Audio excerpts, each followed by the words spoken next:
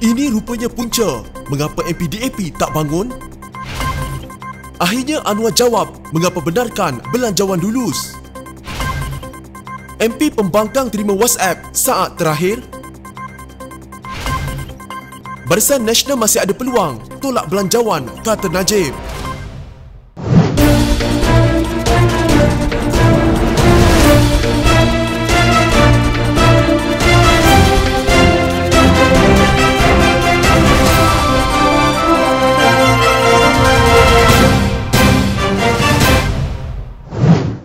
Salah satu sebab kenapa ahli-ahli Parlimen DAP tidak bangun untuk undi belah bahagi menolak belanjawan 2021 di Dewan Rakyat ialah kerana tidak mahu dilihat ingkar kepada nasihat yang di-Pertuan Agong. Ketua Parlimen DAP Anthony Loke berkata, jika mereka bangun, ahli DAP akan dituduh berdepan dengan serangan mendakwa mereka bersetuju dengan kemungkinan gaji kaki tangan awam tidak dibayar.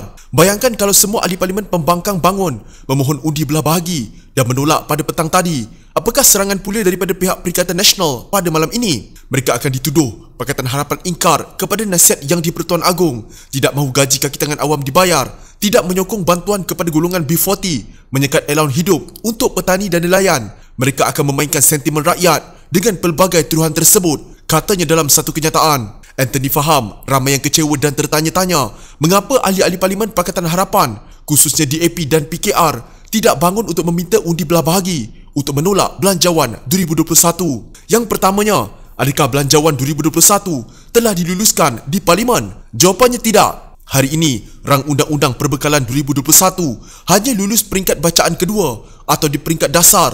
Selepas hari ini, perbahasan akan masuk peringkat jawatankuasa mulai hari Isnin depan. Maksudnya perbelanjaan untuk setiap kementerian perlu dibahaskan secara terperinci dan diluluskan mulai Isnin depan. Setiap hari ada peluang untuk undi belah bahagi dipanggil oleh sekurang-kurangnya 15 ahli Parlimen. Mengapa kita tidak undi belah bahagi hari ini? Sebabnya ialah kita tidak menolak keseluruhan belanjawan tersebut. Ada perkara yang kita boleh bersetuju dan sokong seperti pembayaran gaji untuk kaki tangan awam, allowance khas untuk frontliners, bantuan tunai kepada rakyat, subsidi gaji untuk majikan, peruntukan untuk pengangkutan seperti My30 dan lain-lain peruntukan yang memberi manfaat terus kepada rakyat. Namun banyak juga peruntukan yang kita tolak seperti peruntukan RM85 juta untuk jasa, pemotongan peruntukan untuk pelbagai jenis aliran sekolah dan isu-isu lain yang dibangkitkan oleh ahli-ahli Parlimen Pembangkang, ujarnya. Sebagai Ketua Parlimen untuk Blok Ahli Parlimen DAP, Anthony mengambil tanggungjawab sepenuhnya terhadap keputusan saya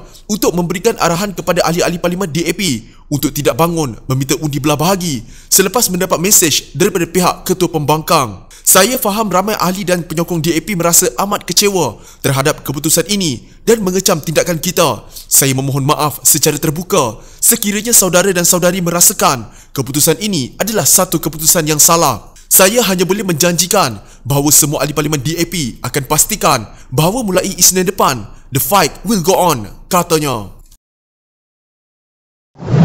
Pakatan Harapan mengakui beberapa pengumuman yang dibuat oleh Menteri Keuangan semasa ucapan penggulungan belanjawan 2021 mampu memberi kelegaan kepada rakyat walaupun masih banyak persoalan yang diutarakan pihak pembangkang itu masih belum terjawab. Disebabkan itu, Ketua Pembangkang Datuk Seri Anwar Ibrahim berkata beliau meminta rakan-rakannya di dalam Pakatan Pembangkang memberi laluan supaya usul belanjawan 2021 peringkat dasar diluluskan. Namun begitu tegasnya, Pakatan Harapan akan bertarung habis-habisan apabila usul tersebut dibawa ke peringkat jawatankuasa bermula Isnin ini. Kami mengambil keputusan untuk memberi laluan kerana ini baru pusingan pertama dan perbahasan yang lebih teliti akan dibuat di peringkat jawatankuasa bermula Isnin ini. Kami juga mengambil keputusan untuk tidak menyokong undi belah bahagi kerana terdapat persepsi dalam kalangan rakyat bahawa sekiranya usul ini tidak diluluskan, ia akan mengganggu pembayaran gaji, emolument, allowance, bayaran lebih masa dan bantuan kepada petugas harapan. Walaupun persepsi tersebut adalah kurang tepat,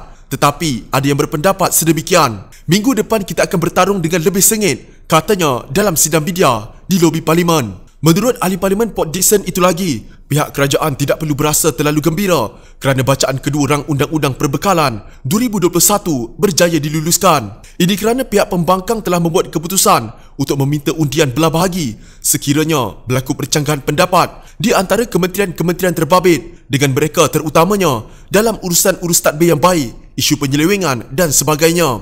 Masih terlalu awal untuk mereka, kerajaan merayakannya. Padahal yang kita hendak bukanlah kemenangan politik, tetapi menangani soal kebajikan dan kesejahteraan rakyat, tegasnya. Dalam sidang media itu juga, Anwar mendakwa Speaker Dewan Rakyat Azhar Azizan Harun menyalahgunakan kedudukannya apabila tidak memberi peluang kepada ahli-ahli parlimen bertanya soalan. Sebaliknya, asyik meminta Tengku Zafrul meneruskan penggulungannya.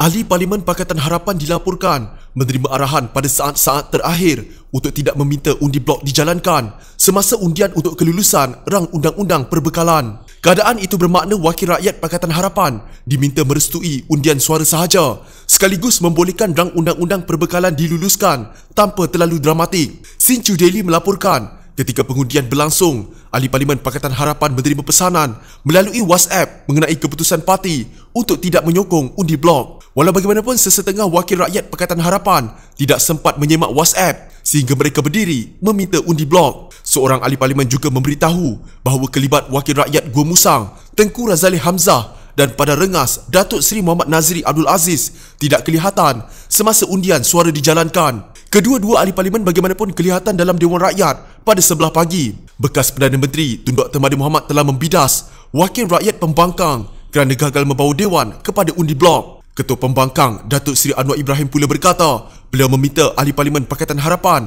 untuk mengizinkan kelulusan bajet 2021 selepas Menteri Keuangan bertolak ansur dengan sesetengah permintaan Pakatan Harapan.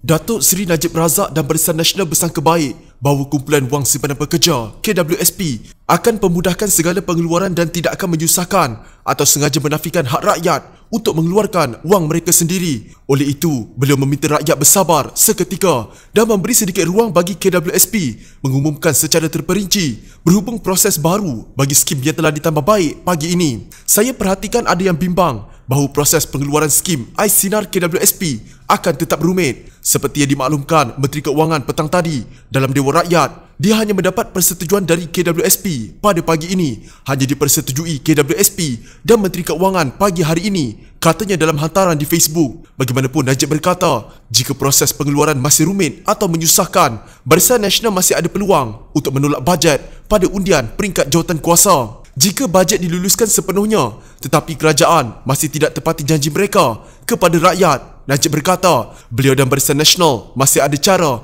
serta jalan untuk menuntut kerajaan penuhi tuntutan-tuntutan itu. Seperti yang saya sebutkan tadi, sama ada bagi komitmen kelulusan automatik moratorium atau pengeluaran KWSP, Pemuda UMNO berjanji untuk memantaunya dari segi pelaksanaannya. Mohon semua berhubung dengan pemimpin-pemimpin UMNO dan Barisan Nasional di cawangan masing-masing sekiranya masih dipersulitkan dengan pelbagai syarat tidak munasabah. Jika komitmen serta janji kerajaan Perikatan Nasional ini tidak tertunai, maka Barisan Nasional akan mengambil tindakan lanjut, ikrarnya.